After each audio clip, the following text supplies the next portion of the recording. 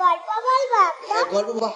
পাখি একটা পাখিও গাছে আছে, গাছের থেকে পড়ে গেছে।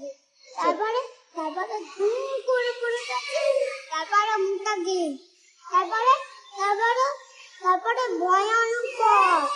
ভয়ঙ্কর ছিল। তারপরে আমি চমকে উঠে গেলাম। তারপরে আলমারিটা খুললাম, ওকে ভেতরে লক করে দিলাম। আবার খুললাম, কি দেখলো? আলমারিতে অনেক ভয়ানক আছে।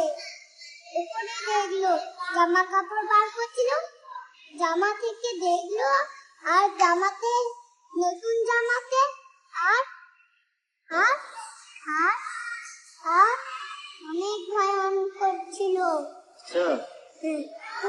তুমি যখন চলে গেছিলে, বন্ধুরা চলে গেছিল, আমি একা ছিলাম।